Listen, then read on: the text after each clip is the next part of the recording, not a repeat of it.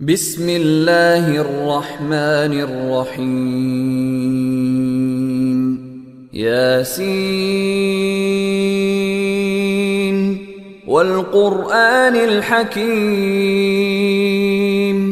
إنك لمن المرسلين على صراط مستقيم تنزيل العزيز الرحيم. அல்ஹம்துலில்லாஹ். யாசீனுடைய தஃப்சீருடைய தொடரில் இப்பொழுது நாம் இன்ஷா அல்லாஹ் 6வது வசனத்திலிருந்து 10வது வரைக்கும் 6 to 10 அடுத்த 5 வசனங்களை இன்ஷா அல்லாஹ் இப்பொழுது பார்க்க இருக்கிறோம். இந்த 6வது வசனத்திலிருந்து ரசூல் ஸல்லல்லாஹு அலைஹி வஸல்லம் அவர்கள் இறக்கியருளப்பட்ட நோக்கத்தையும் குர்ஆனை இறக்கியருளினுடைய ஒரு நோக்கத்தையும் அல்லாஹ் சுப்ஹானஹு வ தஆலா தெளிவுபடுத்துறான். பார்ப்போமா? அஊது பில்லாஹி மினஷ் ஷைத்தானிர் ரஜீம் லிதுன்ஸிர கௌமன் மா உன்ஸிர ஆபாஉஹும் ஃபஹும் காஃபிலூன். லிதுன்ஸிர கௌமன் மா உன்ஸிர ஆபாஉஹும். அல்லாஹ் சொல்றான், லிதுன்ஸிர நபியை நீர் எச்சரிக்கை செய்வதற்காக.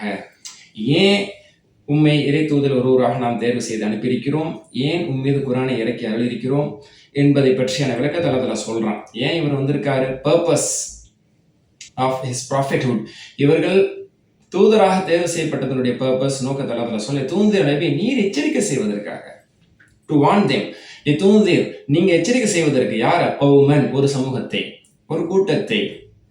இந்த மக்களே எப்படியாப்பட்ட மக்கள், அரபு மக்களுக்கு மத்தியில தான் ரசூலுல்லாஹ் வந்து தேர்வு செய்யப்பட்டிருக்காங்க முதல்ல. அப்ப லிதுன்ஸிர கௌமன் இப்படிப்பட்ட ஒரு சமூகத்தை நீங்க எச்சரிக்கை செய்வதற்கு, மா உன்ஸிர ஆபாஉஹும் இவர்களின் மூதாதையர்கள் எச்சரிக்கை செய்யப்படாமல் இருக்கிறார்களே, எந்த கூட்டத்தின் மூதாதையர்கள் நீண்ட நாட்களாக எச்சரிக்கை செய்யப்படாமல் இருக்கிறாங்களோ, அதனால் ஃபஹும் காஃபிலூன் அவர்கள் கஃலத்தில் மறதியில் பொடுபோக்காக கவனமற்றவர்களாக அவர்கள் இருக்கிறார்களோ, அப்படிப்பட்டவர்களை நீங்கள் தட்டி எழுப்புவதற்காக, அவர்களுக்கு நீங்கள் எச்சரிக்கை செய்வதற்காக நீர் நபியாக தேர்வு செய்யப்பட்டிருக்கீங்க அப்படின்னு அல்லாஹ் தஆலா சொல்றான்.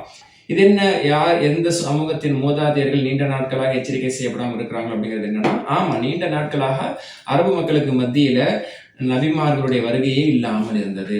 ஜமனுல் ஃபத்ரா என்பதாக குறிப்பிடப்படும். தஃப்சீர் ஜலாலைன்லையும் இமாம் ஜலாலை ரஹிமஹுல்லாஹ் அவர்கள் இந்த செய்தியை குறிப்பிடுறாங்க. அப்ப நீண்ட நாட்களாக, நீண்ட வருடங்களாக இறை தூதர்களுடைய வருகையே இல்லாமல் அரபுலகம் சென்று கொண்டிருந்தது. அதனால ரொம்ப மோசமான மக்களாக அவங்க இருந்தாங்க. எந்த அளவுக்கு அப்படின்னு சொன்னா, தஃப்சீர் சாதி ரஹ்மத்துல்லாஹி சொல்லுவாங்க, அதாவது வத்ஹகு அலைஹிம் அலா ஸஃபஹிஹிம் உக்கூலுல் ஆலிம், இந்த உலகத்தில் இருக்கக்கூடிய அறிவாளிகள் எல்லாம், அறிவுஜீவிகள் என்று பார்க்கப்படக்கூடிய மேம்பட்ட மக்கள் எல்லாம் அரபு மக்களை பார்த்து அவங்களுடைய மடமைத்தனத்தை பார்த்து சிரிப்பாங்க. தேராதவர்கள், விளங்காதவர்கள், விளக்கம் இல்லாதவர்கள், அறிவற்றவர்கள் அப்படின்னு சொல்லி இவர்கள்லாம் மனிதர்களா என்று சொல்ற அளவுக்கு இவங்களுடைய அறியாமையை பார்த்து, இவங்களுடைய மடமைத்தனத்தை பார்த்து எல்லாம் சிரிக்கக்கூடிய ரீதியில உங்களுடைய நிலை இருந்தது.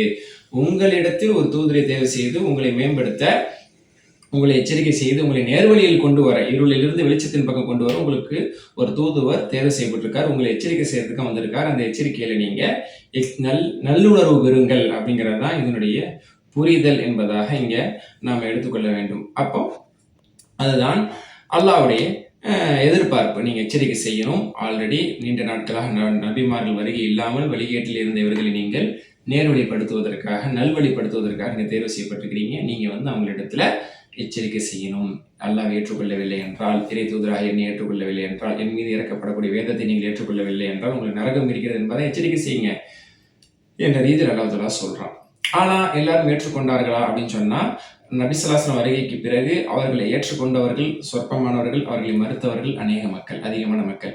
அதான் 7வது வசனத்துல அல்லாஹ் தஆலா சொல்லி காட்டுறான், லகத் ஹக்கல் கவ்லு அலா அக்ஸரிஹிம் ஃபஹும் லா யுமினூன். லகத் திட்டவட்டமாக, ஹக்கல் கவுல் அல்லாஹ்வுடைய வாக்கு, அல்லாஹ்வுடைய ஒரு சொல் உறுதியாகி விட்டது, அலா அக்ஸரிஹிம் அவர்கள் அதிகமானவர்கள் மீது. அல்லாஹ்வுடைய சொல்லுனா கவுலுல் அஸாப், அல்லாஹ்வுடைய தண்டனை உண்டு எனக்கூடிய அந்த சொல், அவர்கள் பல பேரின் மீது, அநேகரின் மீது அல்லாஹ்வுடைய தண்டனை சொல் உறுதியாகிவிட்டது.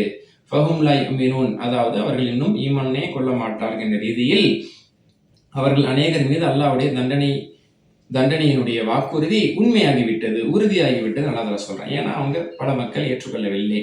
அதாவது நேர்வழியே இல்லாத மக்களுக்கு, மிருகத்தனமா வாழ்ந்துட்டு இருந்த மக்களுக்கு ஒரு இறை தூதர் வந்து, நான் அல்லாஹ் தரப்புலேருந்து, இறைவன் தரப்புலேருந்து அனுப்பப்பட்டிருக்கிறேன், உங்களுக்கு நேரான வழியை காட்டுறேன்னா அதாவது தாகத்துல இருந்தவங்களுக்கு தண்ணீர் கொண்டு வரவர் எப்படி அவங்க வரவேற்கணும்? தாகத்துல ஒரு மக்கள் இருக்கிறாங்க, தண்ணீர் ஒருத்தர் கொண்டு வர்றாருன்னா அவருக்கு கம்பளை விரித்து அவரை வரவேற்கணும், வாங்க தண்ணி தாங்க அப்படின்னு சொல்லி. அதான யதார்த்தம்.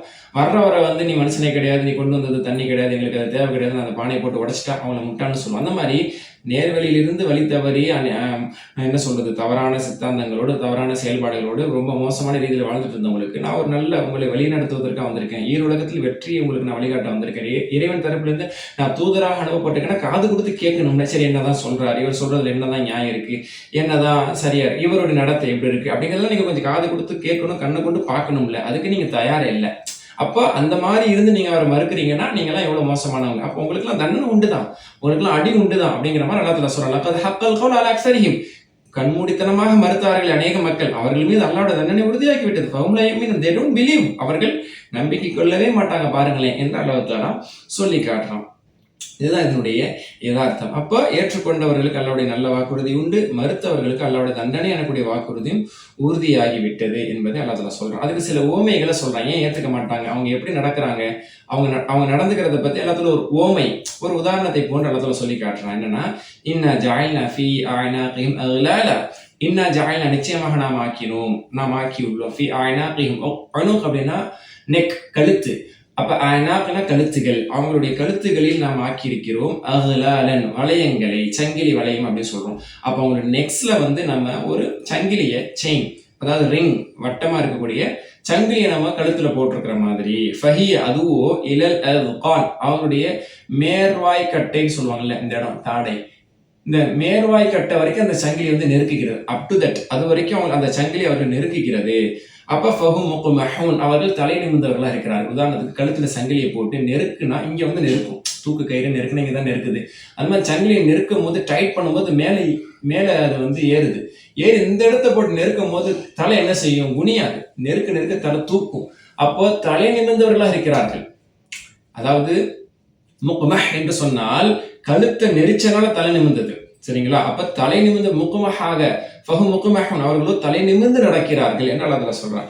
இதனுடைய புரிதல் என்னன்னா, சத்தியத்தை அவர்களுக்கு அல்லாஹ் தெளிவுபடுத்திய பிறகு இறைவேதம் அவர்களுக்கு ஓதி காட்டப்படும் பொழுது, ஒரு அரபி மொழியே என்ன சொல்ற, கவிதையே பேசாத ஒருவர் கவிதை மிஞ்சின வார்த்தைகளை சொல்லி, இறை செய்தியாக சொல்லி, அவர்களால் கொண்டு வர முடியாத மாதிரியான ஒரு அற்புதமான வார்த்தைகளை சொல்லி, அது இறை செய்தின்னு சொல்லி, தன்னுடைய வாழ்க்கையும் ஒரு ஒழுக்கமான வாழ்க்கையை இத்தனை வருஷமா வாழ்ந்தவர்களுக்கு மத்தியில் ஒரு சிறந்த மனிதராக, பொய்யா சொல்லாதவராக உருவாகி வந்து அல்லாஹ்வுடைய வேதம் என்று சொல்லி அதை எடுத்துரைத்து கவலையோடு அவங்களுக்கு அது அவசியம் பொழுது புறக்கணிச்சாங்க, அவரை மறுத்தாங்க, அவரை சொல்லாலும் செயலாலும் அடிச்சாங்க, அவங்கள வந்து துன்புறுத்தினாங்க. அப்போ அந்த சத்தியத்தை கண்கொண்டு பார்க்கறதுக்கு அவங்க விரும்பல, சத்தியத்தை எட்டி உதைச்சிட்டு அவங்க நடந்து போறாங்க. இது எப்படி இருக்குன்னா, என்னமோ நம்ம கழுத்துல வளையத்தை போட்டு நெருக்குனா தலை நிமிந்து கண்ணு முன்னு தெரியாம கீழே என்ன இருக்குங்கிறத பார்க்க முடியாம கண்ணு முன்னு தெரியாம நிமிந்துகிட்டு போவாங்களே, தலைக்கணத்துல தலை நிமிந்துகிட்டு போகுது பாரு அப்படின்னு நம்ம சொல்லுவோம்ல, அந்த மாதிரி திரியிறாங்க இவங்க. ஏதோ அந்த மாதிரி இருக்கு, கழுத்தில் நாம் வளையத்தை ஏற்படுத்தி அதை நெருக்கி, அது அவங்களை மேர்வாய் கட்டை வரைக்கும் போட்டு நெருக்கி தலை நிமிந்து போற மாதிரி கீழே இருக்கிறது அவங்களுக்கு தெரியல, சத்தியத்தை அவங்க பார்க்க முடியாத மாதிரி நடந்து போயிட்டு இருக்கிறாங்க என்று அல்லாஹ் தஆலா ஒரு ஓமையை சொல்லி காட்டுறான். புரியுதா? இது வந்து இப்படி நாம் அவர்களுக்கு ஏற்படுத்தி இருக்கிறோம் என்று அல்லாஹ் தஆலா சொல்றான். அவங்களுடைய செயல்பாடை வச்சு இந்த மாதிரி நடக்கிற மாதிரி அவங்க செயல்பட்டு இருக்கிறாங்க. கண்ணு கொண்டு கொஞ்சம் குனிஞ்சு சொல்லுவோம்ல, கொஞ்சம் தலை குனிஞ்சுதான் பாரு, என்ன இருக்குன்னு பாரு, அப்படின்னு மேல பார்த்துக்கிட்டே போற அப்படின்னு நம்ம சொல்லுவோம்ல, அந்த மாதிரி அவங்க வந்து தலை நிமிர்ந்தவர்களா, இது கௌரவமா கிடையாது, கண்ணியமா கிடையாது, என்ன சொல்றது, அரோகன்ஸ், அவங்களுடைய திமிர்த்தனத்தினால சத்தியத்தை ஏறெடுத்து பார்க்கறது விரும்பாம தலை நிமிர்ந்து அவங்க எல்லாம் போயிட்டு இருக்கிறாங்க என்று அல்லாஹ் தஆலா சொல்லி காட்டுறான். வஜஅல்னா மின் பைனி ஐதீஹிம் சத்தா வமின் ஹல்ஃபிஹிம் சத்தா ஃபஅக்ஷைனாஹும் ஃபஹும் லா யப்ஸிரூன். வஜஅல்னா, மேலும் நாம் ஆக்கியிருக்கிறோம். இவங்க இந்த மாதிரி திமிர்த்தனத்தினால சத்தியத்தை ஏறெடுத்து பார்க்க விரும்பாம தலை நிமிர்ந்து போறாங்கல்ல பெருமையினால, அதனால வஜஅல்னா, நாம் ஆக்கியிருக்கிறோம், நாம் ஆக்கிவிடும், மின் பைனி ஐதீஹிம், அவர்களுக்கு முன்பாக சத் என்றால் தடுப்பு, வமின் ஹல்ஃபிஹிம் சத்தா, அவர்களுக்கு பின்னாடி ஒரு தடுப்பை நாம் ஏற்படுத்தியிருக்கிறோம், ஃபஅக்ஷைனாஹும், நாம் அவர்களை மூடிவிட்டோம். அப்ப முன்னாடி பின்னாடி தடுப்பை ஏற்படுத்தி அவங்களை நம்ம மூடிட்டோம், பார்க்க முடியாத மாதிரி நம்ம அவங்களை மூடிட்டோம், போத்திட்டோம். ஃபஹும் லா யப்ஸிரூன், அவர்களால் பார்க்க முடியாது. ஏன் சத்தியத்தை அவங்க பார்க்க மாட்டாங்க? அப்படின்னு நம்ம ஆச்சரியமா கேட்கும்போது, நம்மளுக்குலாம் எவ்வளோ ஆசை. 1400 வருஷத்துக்கு ரசூலோட வாழ்க்கை வரலாறு கேட்கும்போது நம்ம அடிபட்டாவது நம்ம ரசூலா கூட இருந்திருக்க மாட்டோமா, அவங்கள பார்த்துருக்க மாட்டோமா, அவங்க கரம் பிடிச்சு நம்ம பையத் செஞ்சிருக்க மாட்டோமா, அவங்கள பின்பற்றிருக்க மாட்டோம், நம்மளுக்கு ஏக்கம் இருக்குது. அந்த ஏக்கத்துக்கு நன்மை தருவனாமி. ஆனா அவங்க ரசூல்லா கண்கூட பார்த்து வஹி இறங்கிறத கண்கூட பார்த்து கூட அவங்க ஏத்துக்கல. அப்ப நம்மளுக்கு ஒரு ஆச்சரியம், உலக மக்களுக்கு ஒரு ஆச்சரியம் வரும். அப்ப அல்லாஹ் தஆலா சொல்றான், ஏன் அவங்க கண் கொண்டு பார்க்கல, ஏன் அவங்க ஹிதாயத்தை பெறல அப்படின்னா, நம்ம அவங்களுக்கு முன்னாடி தடுப்பு ஏற்படுத்திட்டோம், பின்னாடி ஒரு தடுப்பு ஏற்படுத்திட்டோம். அவங்க செயல்னால, விரும்பாதனால, அதனால அவங்களால ஃபஹும் லைபுஸ் அந்த தடுப்பு இருந்தனால பார்க்க முடியல. பெருமை எனக்கூடிய தடுப்பு, அகம்பாவம் எனக்கூடிய தடுப்பு, பிடிவாதம் எனக்கூடிய தடுப்பு, விட்டு கொடுக்க முடியாது, இவரை நாங்கள் ஏற்றுக்க முடியாது, இவரை நாங்கள் தலைவராக ஏற்றுக்கொள்ள முடியாது, ஒரு தூதராக ஏற்றுக்கொள்ள முடியாது, எங்களுடைய பலதெய்வ கொள்கை விட்டு கொடுக்க முடியாது, எங்களுடைய மூதாதையருடைய வழிபாட்டை விட்டு கொடுக்க முடியாதுங்கிற வரட்டு பிடிவாதமும் பெருமையும், சரிங்களா, தங்கள் நிலைப்பாட்டை மாற்றிக்கொள்ள கூடாது என்ற அந்த பிடிவாதம் இருக்குல்ல, இது அந்த ஷிர்க்குடைய கொள்கை. அதெல்லாம் அவங்களுக்கு முன்னாடி பின்னாடி ஒரு தடுப்பாக அமைந்து விட்டது. அதனால அவங்க பார்க்க முடியாத நிலைமைக்கு ஆளாயிட்டாங்க. நம்ம அப்படிப்பட்ட ஒரு தடுப்பு அவர்களை ஏற்படுத்தியதை போன்று என்று அல்லாஹ் தஆலா சொல்லி காட்டுறான். இப்னு கஸீர் ரஹிமஹுல்லாஹ் இந்த வசனத்தின் பின்னணின்னு சொல்ல முடியாது, எந்த இடத்துல ரசூலுல்லாஹ் அந்த வசனத்தை பயன்படுத்தினாங்கிற ஒரு சம்பவத்தை சொல்றாங்க.